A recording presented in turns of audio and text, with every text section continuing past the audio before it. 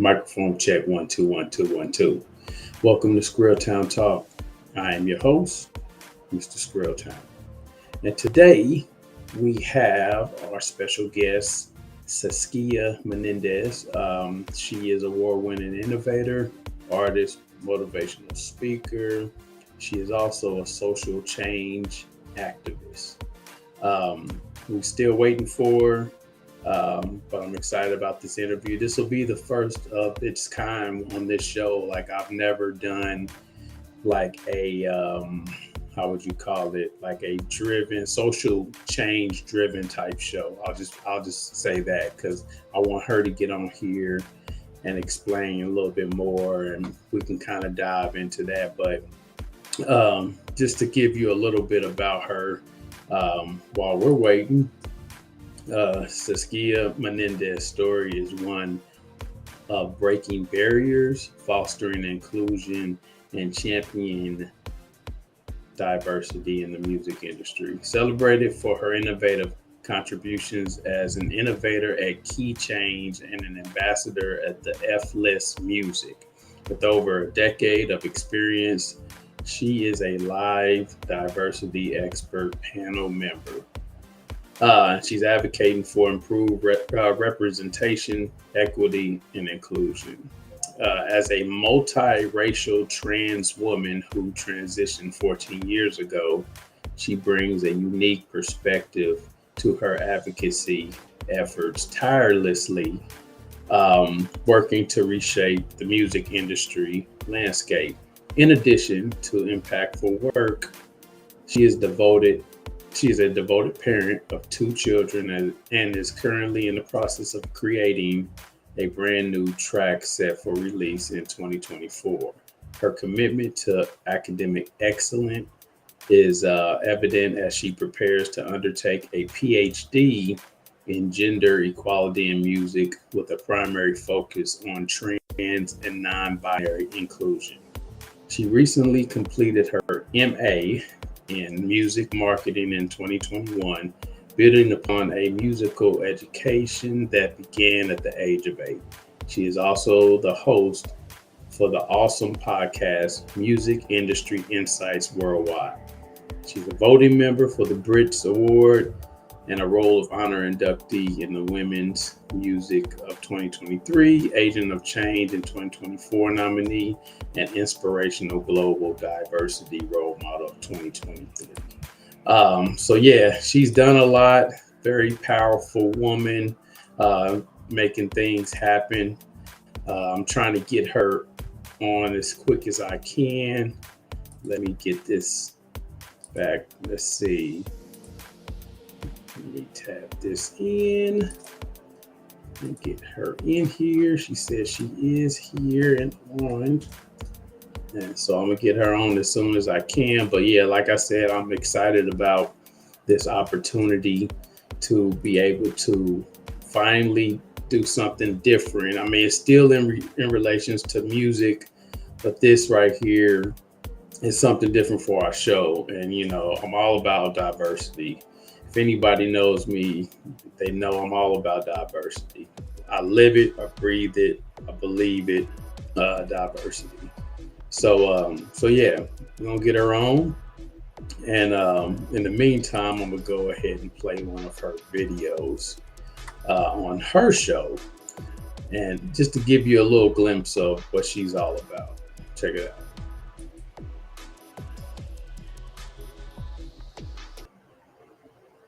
The viewers a little bit about yourself, where you're from, and what you do. Yeah, for sure. The viewers a little bit about yourself, where you're from, and what you do. Yeah, for sure. I'm originally from Sunderland in the UK, in the northeast of England.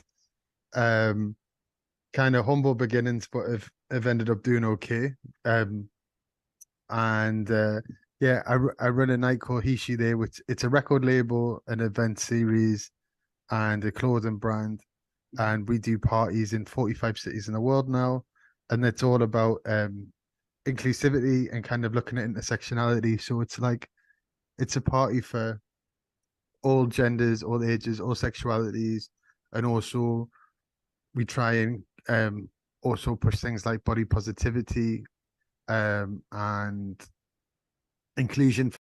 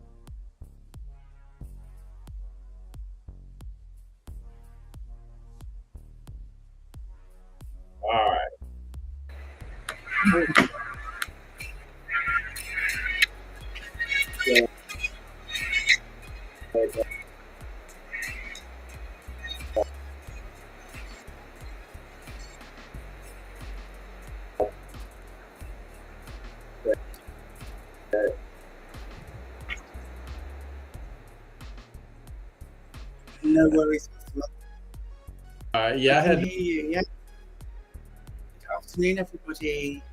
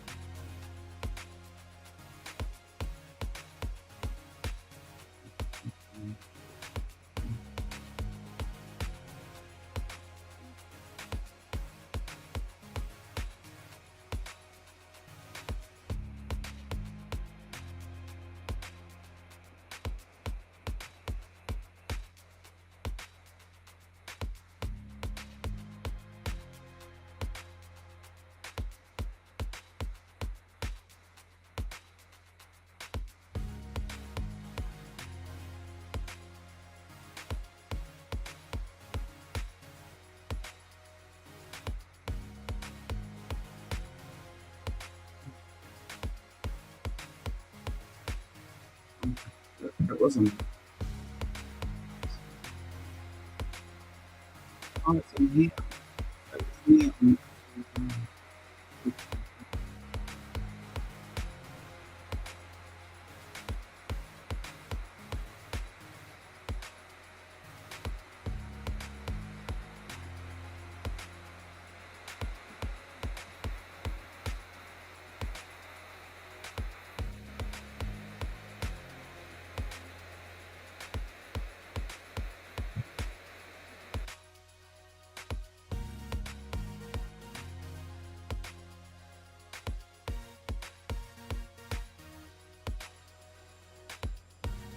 Terrible. Terrible. And it's embarrassing.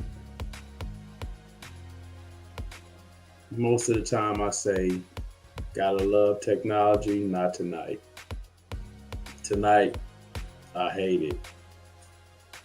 It's embarrassing, especially because my guest is in London, and she's been up for a while waiting for this.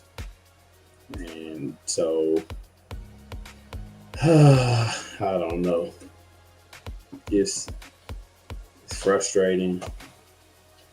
It's frustrating to be on a platform where you have to depend on the connections, and this is what's happening. It's embarrassing. So I'm going to try and reach out one more time. It looks like we've been on live, and then that's the other thing is that this whole time it's been live, so it never shut off. Like, it was like the software wasn't smart enough to understand that the system was down, so it never shut off. It never shut down, and it's just it's embarrassing. So see, now I gotta wait and see if let's see. Let's try this one more time, because I really want to get this interview, even though it's 25 minutes after the hour. But yeah, no, what I was saying before we got rudely interrupted is that she's been she's been very instrumental to the culture in London for a very long time now. And now, she's not only doing that, but she's doing music. She's a motivational speaker. Just a lot going on. I've been knowing her for a while. I've been networking for a while. I think, okay. All right. I apologize. This is, I don't, I really don't know what to say. Podcast so many interviews in my time. I've done about 500, and I've literally never happened in my life. But I'm bearing with you. Okay, all right. Well, we're here finally. We are here. Yeah. And like I said, so Saskia Menendez, correct? Saskia. Okay. Can you speak up just a little bit, because I can barely hear you? Let me turn down this. Yeah, Saskia Menendez. Okay, there you go. Yeah, that sounds a lot better. Let me hit the volume on this as well. That way. Had the music going, had the vibe going. Because I couldn't see you, I can see myself, and then I can see myself on the LinkedIn screen, looking at myself on the LinkedIn screen. Like, right. Yeah, it was crazy. Well, I'm glad to have you on finally. I'm gonna bring this down just a notch more. But I read your bio, and I was going to play the video. I had 2 clips, and I still might try to play it. But when I tried to play it, don't play it. They were. Okay. I do those for my that's for my podcast series, and some of those I wasn't well when I was filming them, so I'm much better now. Yeah, so don't. Okay, because it was actually on the interview you did with the he, they, them. Okay. Yeah. So I was wanting to go into that. So tell us a little bit about, not only where you're from, but your journey in cultivating the culture out there. 100%. Thank you. So I'm African American, English and Spanish. My family were famous in the music industry back in the 60s, signed to Motown. Okay. Like the United States. I was born to 2 deaf parents. My mom's African American, my dad's English and Spanish. And I was born in Oxford, United Kingdom. From the age of 8 years old, both my parents are deaf. They can't hear, so they're completely deaf. But at the age of 8 years old, I went to first school, and my teachers noticed I was a really good singer. So they sent me some voice, and I won a scholarship to go to one of the private schools to do music from the age of 8 years old. So I've been a singer ever since I was 8. Sang for the Queen, Princess Diana, travelled the world. I've been to America, Canada, Brazil, all around the world really, doing music. And I've done it from the age of 8 years old. So my music education has started from 8 all the way up to master's degree, and I'm now doing my PhD in gender equality for the music industry.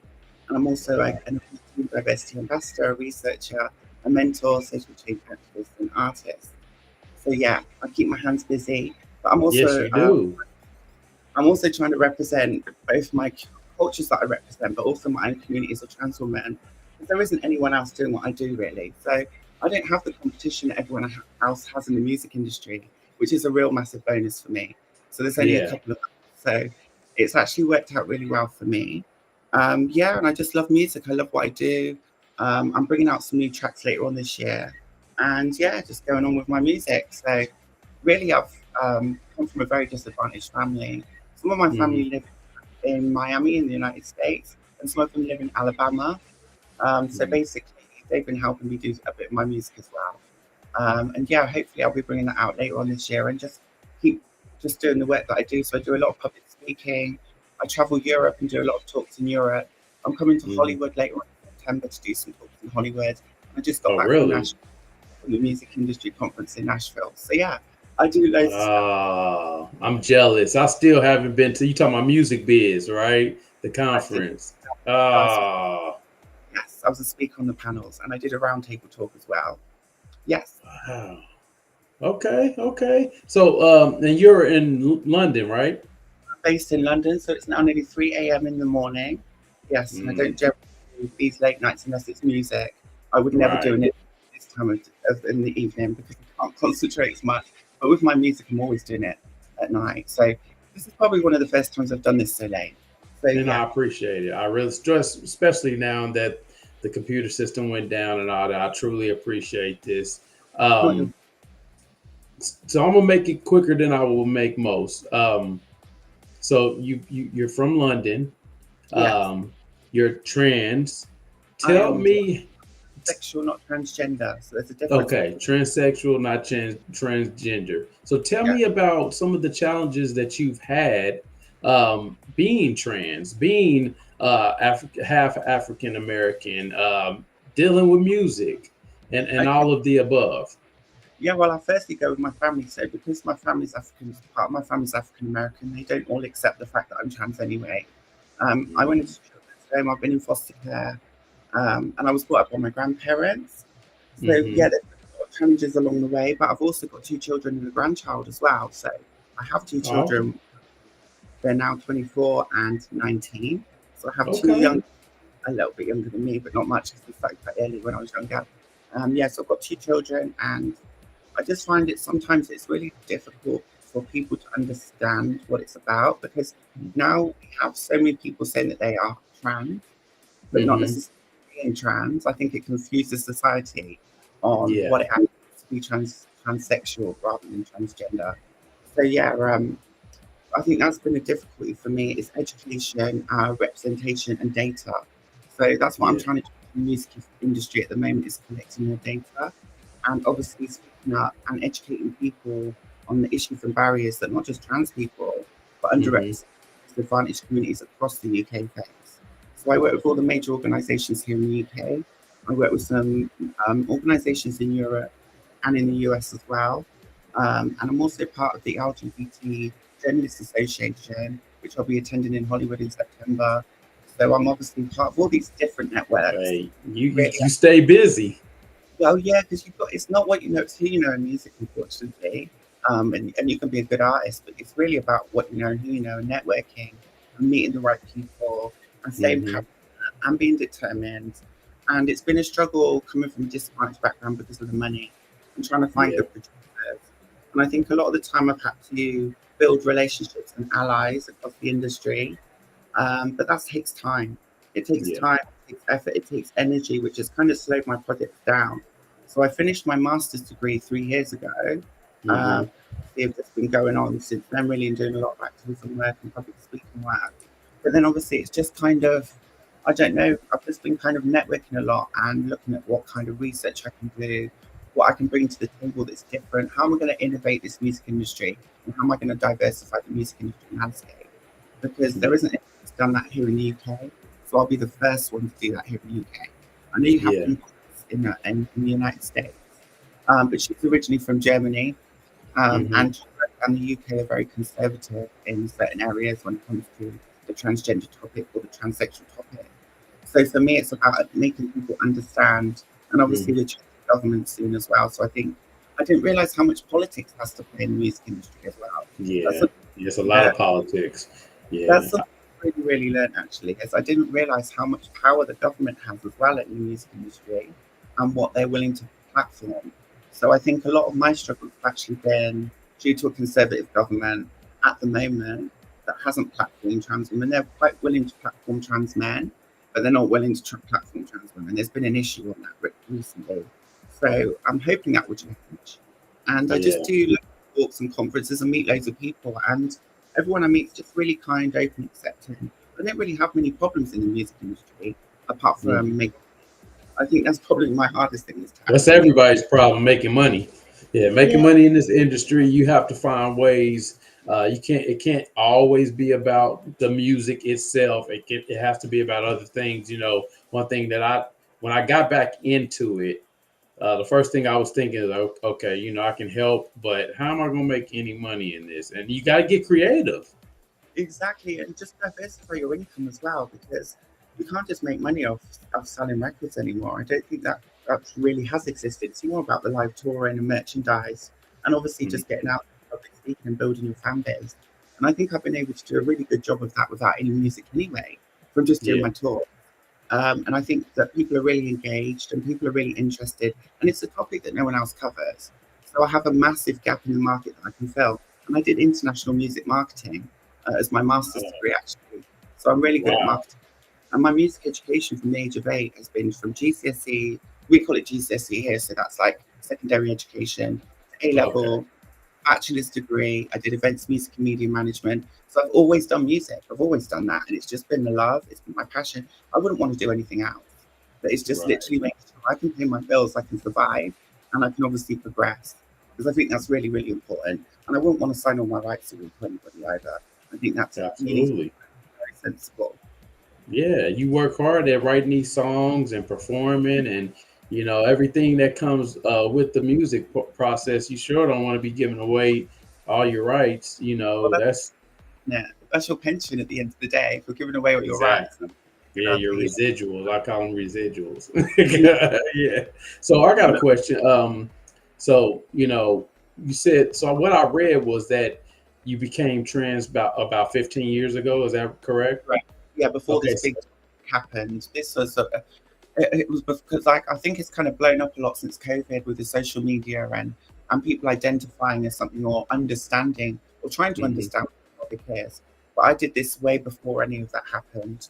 I feel really comfortable now. I'm really pleased. I'm really happy. But there has Hmm. been a lot of struggles along the way for my children, for myself.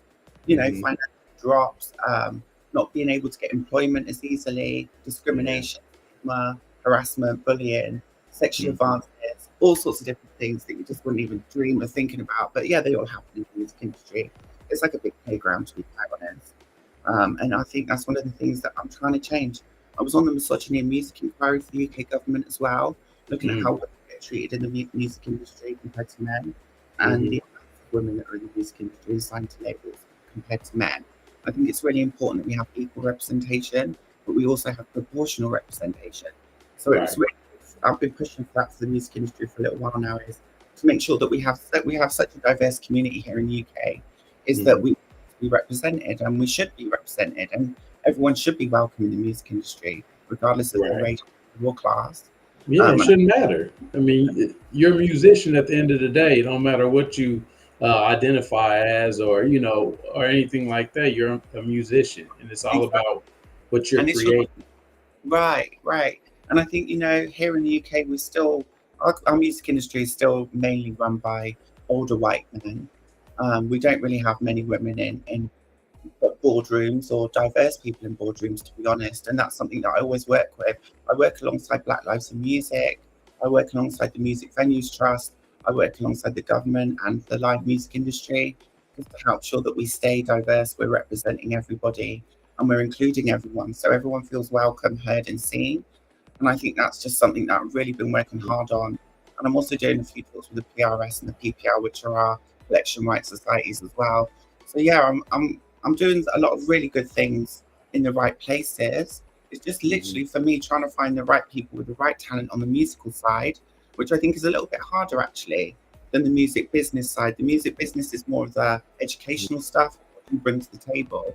But when you're doing the music side, your producer has to be good as the artist because it's a collaboration. And I think a lot of people forget that as well. Is I'm not a producer, I'm just a singer and a songwriter. And if you have a brilliant producer that can make great tracks and knows how to work with your voice, then you're three-quarters of the way, you know. And I think sometimes people forget that, you know, it's not always even just about your musical talent, it's about your personality, it's about your persona, and it's about what you bring to the table and how you relate to your audience, which I think is super important, because not a lot of people really think of that these days. They don't think of their audience, they just think, I'm going to make music and this is it. And you really have to think about your audience and what you're bringing to the table. It's really, really important, and how to target them as well.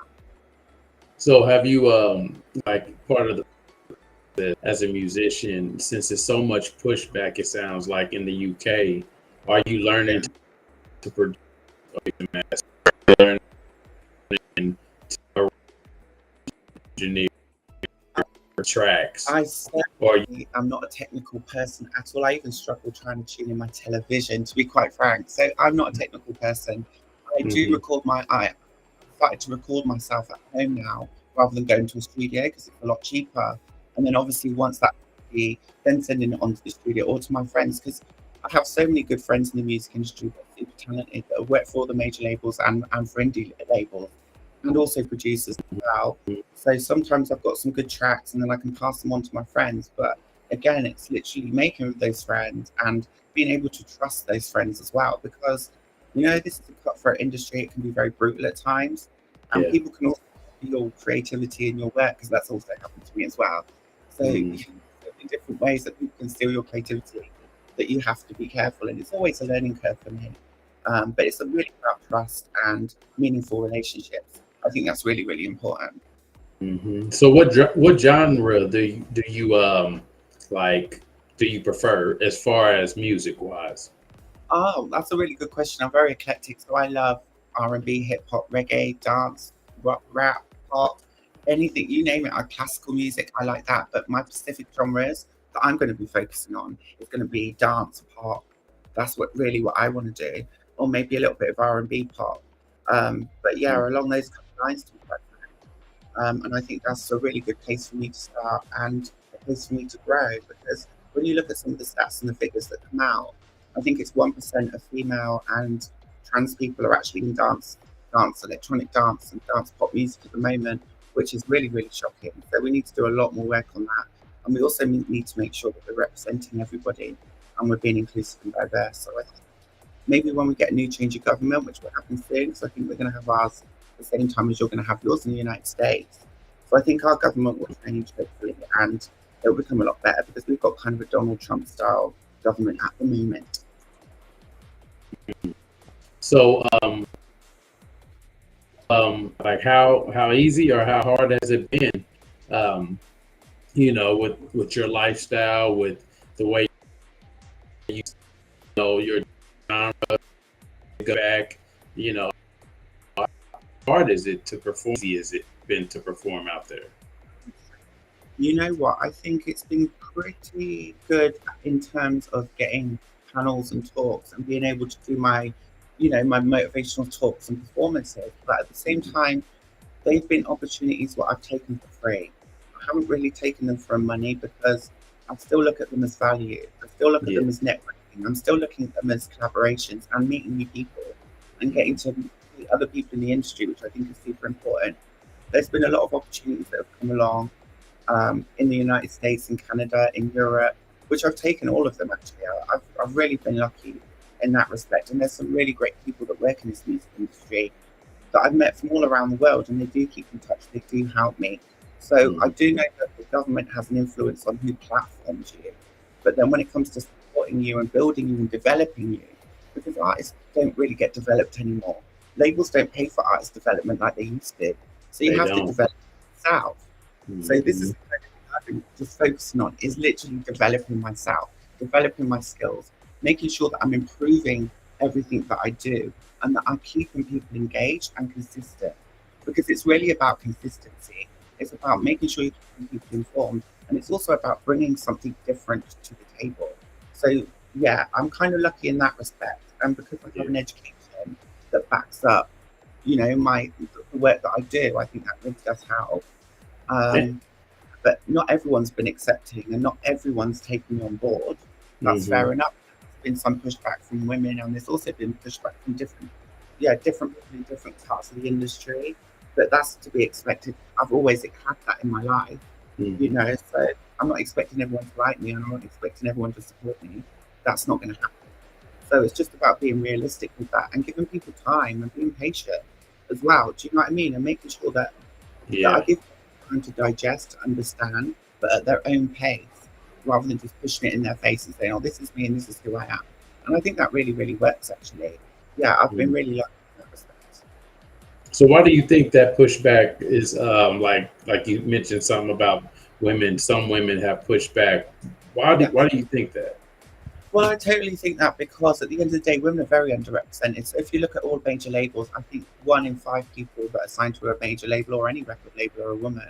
So women are underrepresented heavily in the music industry. And not just that, they haven't really had a chance to have their space. And I think Yeah. sometimes women are thinking that trans women are coming along to take the places of women. And I don't think that that's right. And I don't think that that's actually an accurate picture. What we should be doing is taking some of the space from the men, because the men dominate the industry anyway. It's a male dominated industry.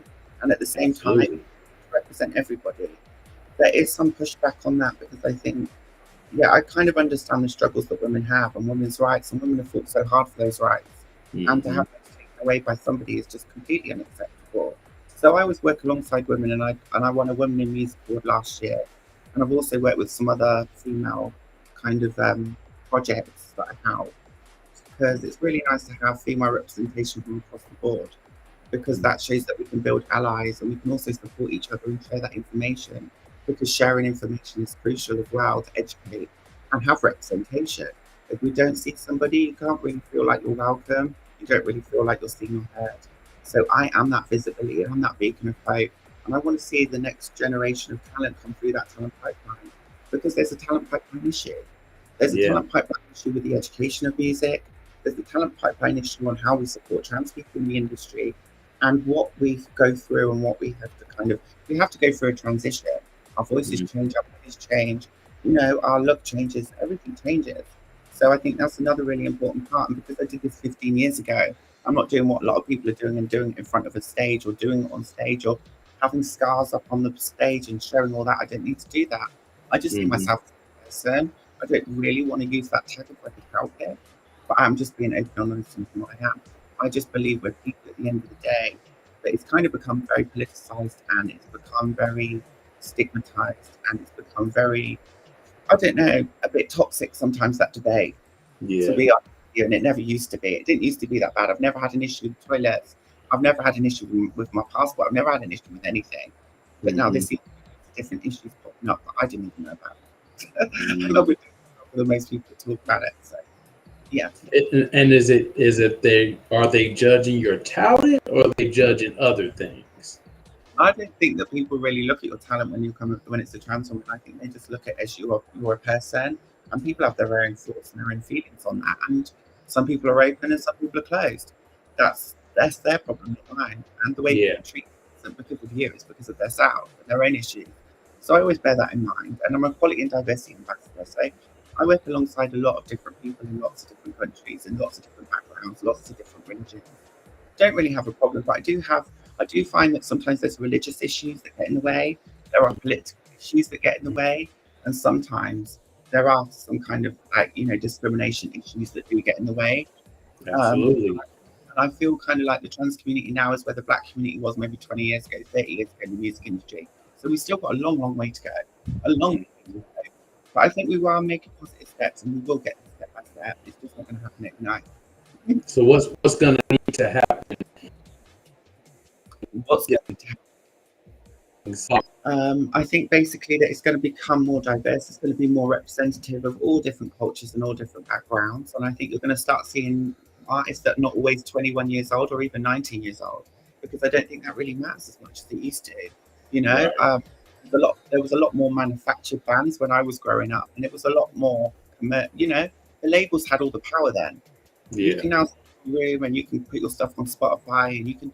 A lot of those barriers have been removed from entry now to the music industry, so anyone can make music these days.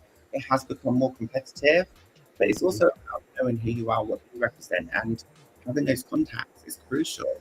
Not just the contacts, but the investment too. And I think Yeah. for me, to really build a trust and confidence with a lot of people in this music industry, to see that I'm serious, to see that I'm committed, and to see that I'm passionate. And when people see that, they generally get on board. Because you know, if you can do this for 4 years and not really make much money from that, you must have a passion. You must have a love for it. You know, you want to make. You know, I've friends that do all different kinds of jobs in the music industry, and I was speaking to one of my manager friends today, and she was telling me that one of her artists just doesn't respond, doesn't turn up. And I was like, "Come on, Vanessa, you've got to let them go." You know, because they're not passionate, and you're wasting your time. So you have to make sure you're really passionate, you're dedicated, and you love what you do. And if you've got a thing, Hmm. then you will succeed. You just got to find out people, and you just Yeah. got to keep going. You know, I get ups and downs. I have bad days, I have good days, but I always stay positive and know that if you believe in you've got to believe in yourself before anyone's going to believe in you. That's the real truth about it. Absolutely. All the time. You got to Yeah, believe yeah, in yeah. yourself before anybody else will believe in you. Yeah. If you want someone to believe into your stuff, you've got to be able to believe it yourself. You've got to be able to show people what you can do, and if you believe in it, other people believe it too. So seeing is believing, but you've also got to work so Yeah. hard, because I think a lot of people think an artist is just sitting there and making music. It's really not. There's so many other things that go behind that. There's so many other Hmm. things that an artist has to do these days, where it's down to brand endorsements, deals, you know, fashion, you know, photo shoots, interviews, magazines, talks, panels, the whole shabam. You should be doing all of them if you really are that serious. Yeah. What type of advice would you give an up and coming trans musician, an up and coming person, creative in the LGBTQ community? I would say that find your tribe and try and find a community that you fit into and that you feel welcome in. But also try and reach out and build allies across the industry. And I think this is another problem that I've seen is segregation. I don't believe that just because you're trans, you have to be an LG. I don't see myself as a queer artist because I'm not. I've had full surgery. I'm completely a woman now, so I don't really see myself as a queer artist. I see myself as a trans artist, yes. And I think this is part of the problem. Oh, trans LGBT, LGBT, trans, they all go together. For me, I don't do that. I work with normal people from all different backgrounds, and I want to try and educate them and help them to understand, but also to build those, you know, meaningful relationships and allies, because we need them. We need other people to understand them. We need other people to work with us. Otherwise, it just seems like, you know, it's one group by Yeah. itself, and I don't really.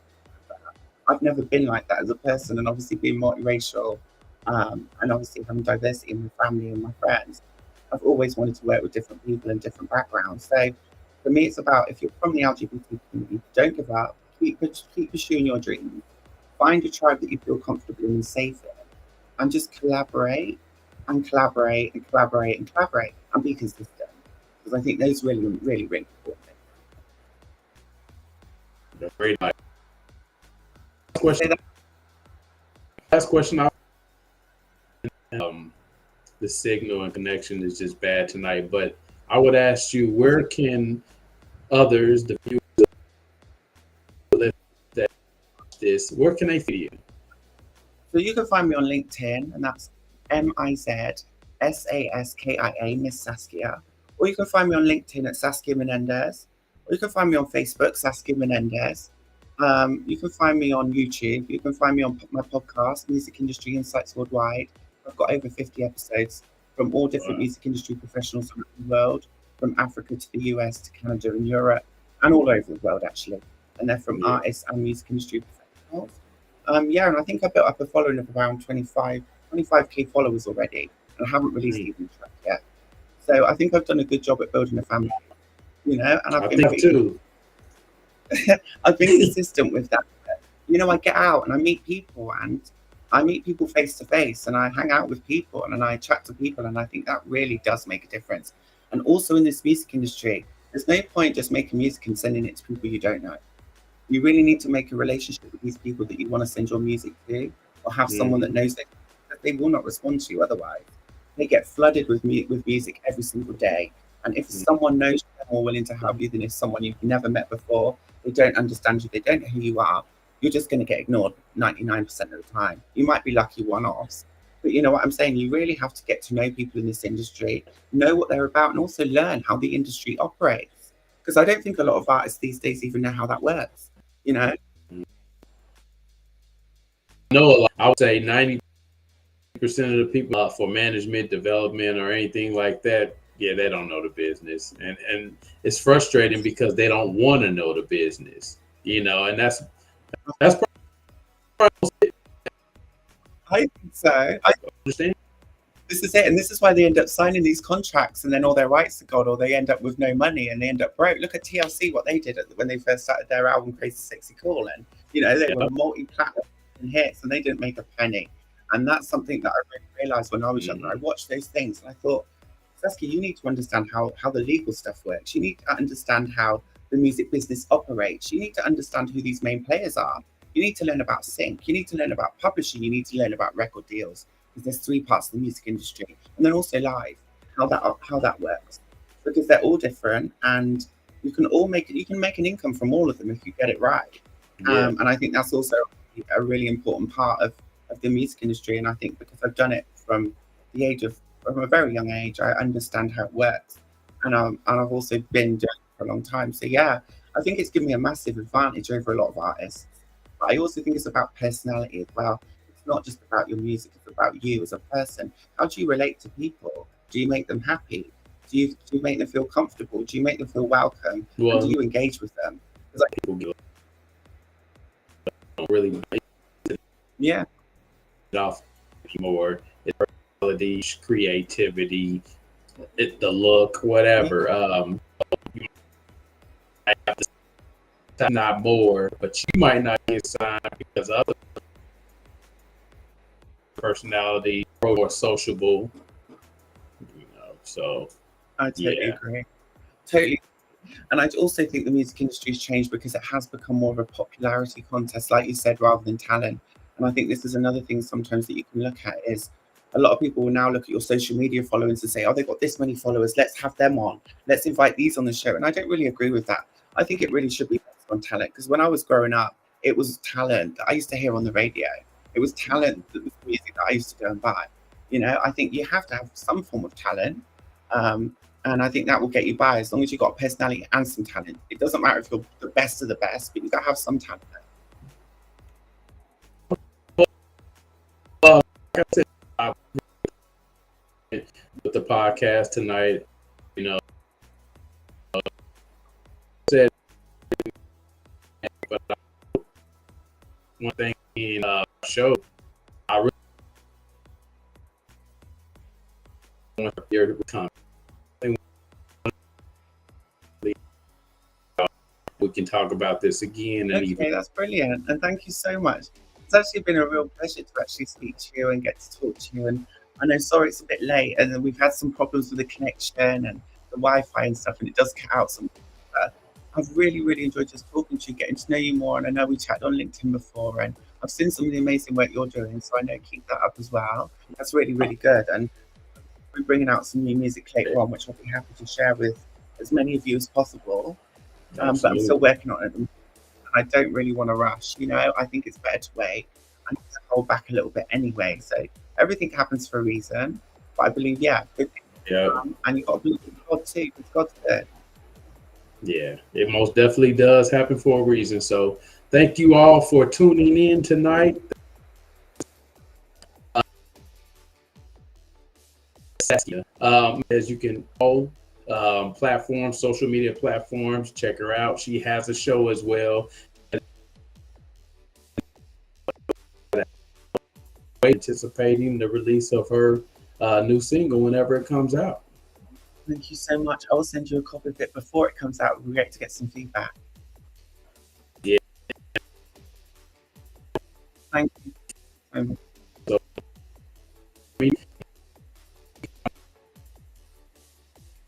we are paying. You will see this on YouTube, Twitch, Twitter. Brilliant. So, and I'm gonna clean it up and.